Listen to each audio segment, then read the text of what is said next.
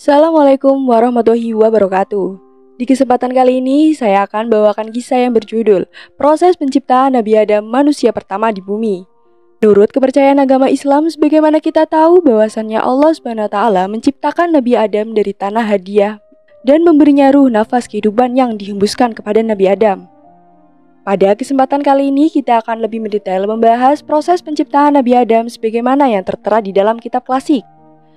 Proses penciptaan Nabi Adam alaihissalam, Imam Ibnu Abbas radhiyallahu an mengatakan, Allah menciptakan jasad Adam dari beberapa bagian bumi, yaitu kepalanya berasal dari tanah Ka'bah, dadanya berasal dari beberapa bagian bumi, punggungnya dan perutnya berasal dari tanah India, kedua tangannya berasal dari tanah Masyriq bagian timur, kedua kakinya berasal dari tanah Maghrib yakni bagian barat. Dalam riwayat lain, Syekh Wahab bin Monabi berkata, Allah menciptakan Adam alaihi salam dari ketujuh lapis bumi.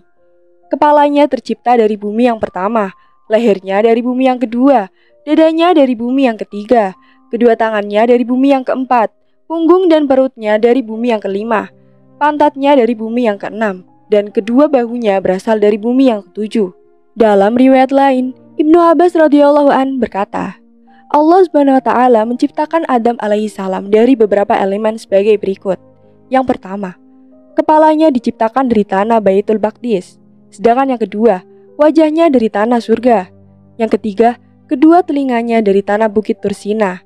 Yang keempat, dahi keningnya tercipta dari tanah Irak, giginya dari tanah Telaga Kautsar, tangan kanan beserta jari dari tanah Ka'bah, tangan kirinya dari tanah Paris, kedua kaki dan bahunya dari tanah Hindi, tulangnya dari tanah pegunungan, auratnya dari tanah Babilonia, punggungnya dari tanah Irak, perutnya dari tanah Khurasan Afghanistan, hatinya dari tanah surga Firdaus, lisannya dari tanah Taif, kedua matanya dari tanah Telaga.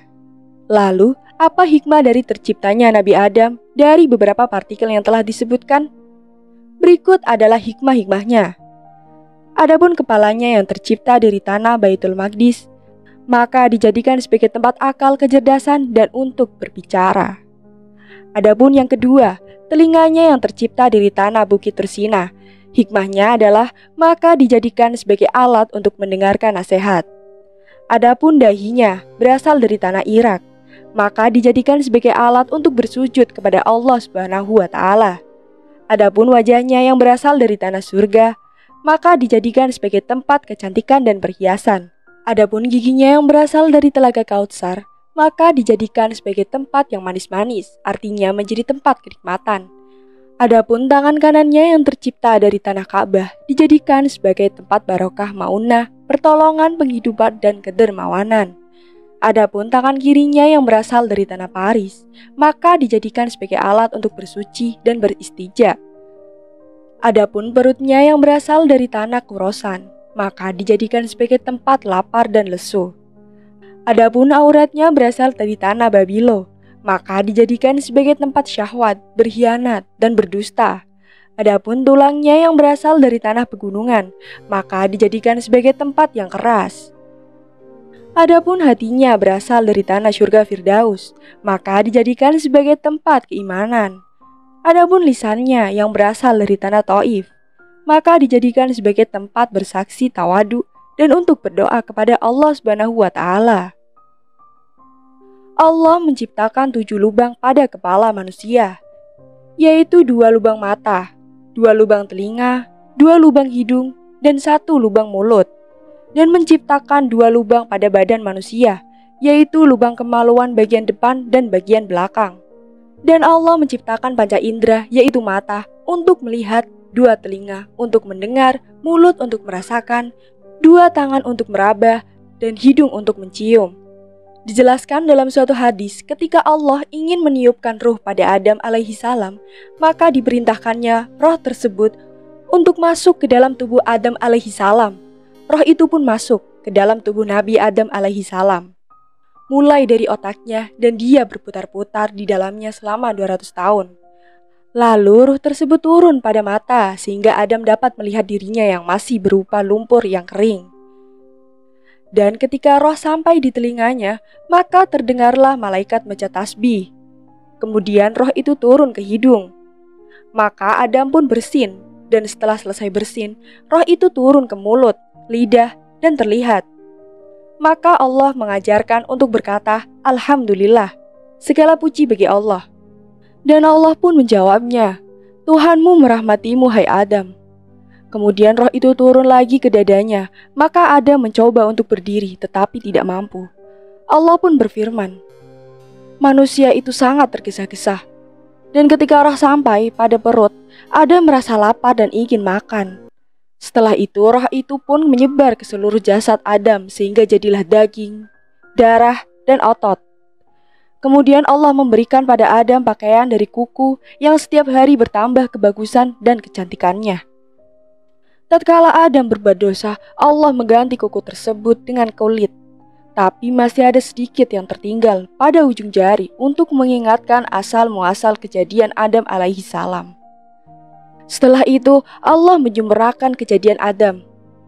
Adam diberi ruh dan diberi pakaian dari syurga dan nur Muhammad bersinar pada wajahnya bagaikan bulan purnama. Lalu Adam diletakkan pada geranda dan diangkat oleh para malaikat dan Allah Ta'ala berfirman, bawalah dia berputar mengelilingi langit supaya dia mengetahui indahnya langit dan apa saja yang ada di langit hingga bertambah keyakinannya. Para malaikat pun menjawab, Rabbana sami'ana, wahai Tuhan kami mendengar perintahmu dan kami patuh kepadamu. Para malaikat lalu membawa Adam mengelilingi langit selama kurang lebih 100 tahun. Allah lalu menciptakan kuda yang terbuat dari misik putih yang semerbak mewangi. Kuda tersebut dinamakan Maimun. Dia mempunyai 2 sayap yang terbuat dari intan dan marjan. Adam lalu menaiki kuda tersebut, sedangkan Jibril memegang kendalinya. Mikail berada di sebelah kanannya dan Israfil di sebelah kirinya. Mereka berputar-putar mengelilingi penjuru langit dan Nabi Adam memberi salam kepada para malaikat. Assalamualaikum. Semoga keselamatan bagi kalian. Dan para malaikat pun menjawab, Waalaikumsalam. Semoga keselamatan juga bagimu. Lalu Allah Subhanahu wa Ta'ala berfirman, wahai Adam, salam ini merupakan penghormatan kepadamu dan anak cucumu yang beriman sampai datangnya hari kiamat. Demikianlah kisah penciptaan Nabi Adam, di mana kisah ini mengandung pelajaran moral yang sangat penting untuk kita renungkan.